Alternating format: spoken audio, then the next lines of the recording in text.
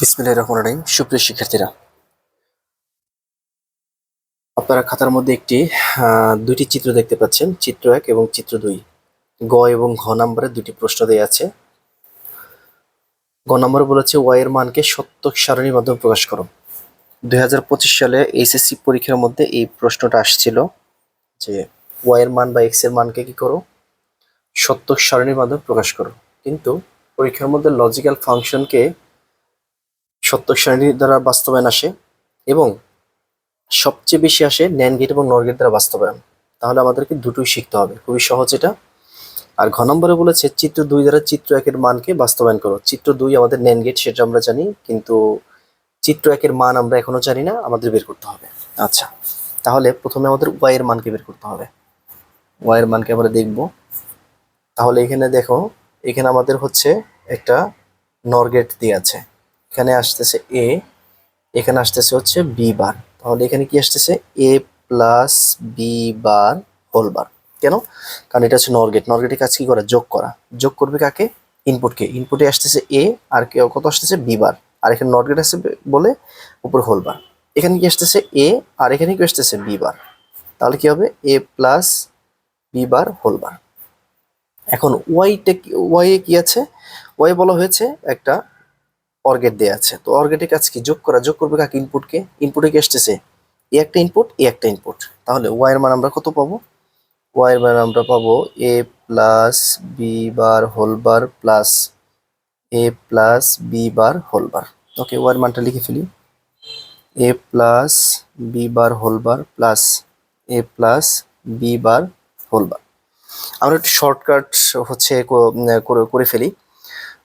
Y এর মান যখন আমরা দেখবো যে ওয়াই এর মানটা খুবই বড় হচ্ছে বা ওয়াই এর মানটা অনেক বড় আসছে, কিন্তু সত্যক সারণীতে রূপান্তর করতে বলছে, তাহলে বড় লজিক্যাল যে ফাংশন দিয়ে আছে ওইটাকে যদি সত্যক সারণীতে রূপান্তর করতে যাই তাহলে ভুল হওয়ার সম্ভাবনা বেশি থাকে। সেই ক্ষেত্রে টেকনিকটা হচ্ছে যে ওয়াই এর মানকে আমরা কি করব, বুলিয়ান অ্যালজেব্রায় রূপান্তর করব। তাহলে আমাদের জিনিসটা ছোট হয়ে আসবে এবং ওই ছোট মান দিয়ে আমরা সত্য সারণী বাস্তবায়ন করতে পারবো। আচ্ছা, আমরা একটা প্রশ্ন পড়েছিলাম, আমরা একটা হচ্ছে সূত্র পড়েছিলাম, এ প্লাস এ ইকুয়াল টু কত, এ। এটা কেন হয়েছে এটা আমরা ব্যাখ্যা দিয়েছিলাম। তাহলে দেখো যে A plus B bar whole bar plus A plus B bar whole bar, দুটো ইনপুট কি একই না, দুটি ভেরিয়েবল, সেম ভেরিয়েবল কিন্তু। তাহলে এখানেও সেম ভেরিয়েবল দেখে একটা ভেরিয়েবল হয়েছে। তাহলে এই দুইটা যেহেতু একই, তাহলে আমরা একটা লিখতে পারি। তাহলে A plus B bar whole bar plus A plus B bar whole bar সমান সমান কত, A plus B bar whole bar. তাহলে ওয়ার মানটা আমরা পেয়ে গেলাম। এখন আমাদের সত্যক সারণীতে রূপান্তর করতে হবে।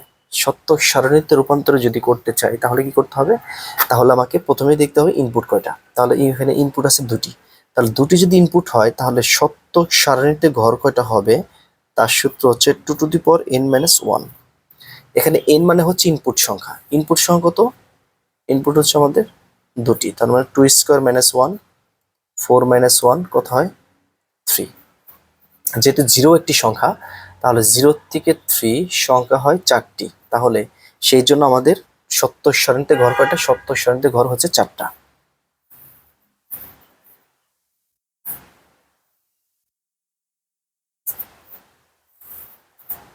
একটা এ, একটা হচ্ছে বি। তাহলে ঘর কয়টা হবে, 4টা। 1 2 3 4। এটা 0 নম্বর রো, এটা 1 নম্বর রো, এটা 2 নম্বর, এটা কি 3 নম্বর। এই যে 0 থেকে 3, এই যে 0 থেকে 3 4টা।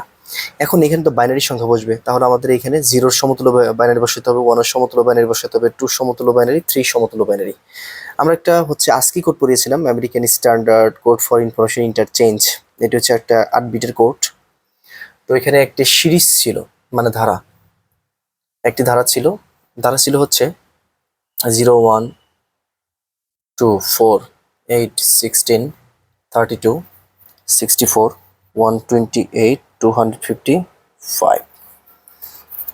এই ধারাটার কার্যকারিতা বা এই ধারাটার হচ্ছে ব্যবহার যদি কেউ শিখে তাহলে পুরো চ্যাপ্টার 3, মানে হচ্ছে পুরো চ্যাপ্টার 3 সিকিউ এবং এমসিকিউ করা তার জন্য খুব সহজ হয়ে যাবে। আমরা এটা শিখিয়েছি কিন্তু ইতিমধ্যে। আমাদের এখানে দেখো 0টা লো সংখ্যা, 0টা আমরা ব্যবহার করি না। এখানে আছে ইনপুট 2টা, তাহলে ইনপুট 2টার ক্ষেত্রে 2 1, আর 3টা যদি হয় তাহলে 4 2 1, 4টা হলে 8 4 2 1, 4টা হলে 16 8 4 2 1। 4টা কখনোই আসে না, 3টা সর্বোচ্চ আসে। তাহলে 2 1 কেন? কারণ এখানে 2 1 কেন, তার মানেটা হচ্ছে 2 + 1 কত হয়? 3 হয়। তাহলে 0 থেকে 3 সংখ্যাটা হয় 4টা। তাহলে যে সংখ্যার নিচে 0 হবে সে কাউন্টে আসবে না, যে সংখ্যার নিচে 1 হবে সে কাউন্টে আসবে। তাহলে 0 1 2 3, তাহলে 0 বাইনারি কত? 0 0। আর 1 এর বাইনারি কত? 1 এখানে আছে, সরাসরি 1 আছে। তাহলে 1 সরাসরি যদি 1 এর নিচে যদি 1 দেওয়া হয় কাউন্টে কি আসবে? 1, বাকিটা কি হয়ে যাবে? 0। এখানে 2 সরাসরি আছে, তো 2 নিচে যদি 1 দেওয়া হয় বাকিটা কি হয়ে যাবে? 0, তখন 1 0। এখানে কত আছে? 3, এখানে তো 3 তো আমাদের নেই, তাহলে যোগ করে বের করেন। 2 + 1 কত হয়? 3 1 1 0 0 0 1 1 0 1 1। এবার আমরা হচ্ছে লজিক্যাল ফাংশনের দিকে চলে যাব। এখানে আছে বি বার, নেগেটিভটা আগে নিয়ে নিব। বি বার, বি বার টাকার উল্টো পজিটিভ বির উল্টো। আমরা জানি বার মানে কি? Not get. নট গেট কি কাজ করে? নট গেট যদি বিপরীত কাজ করে।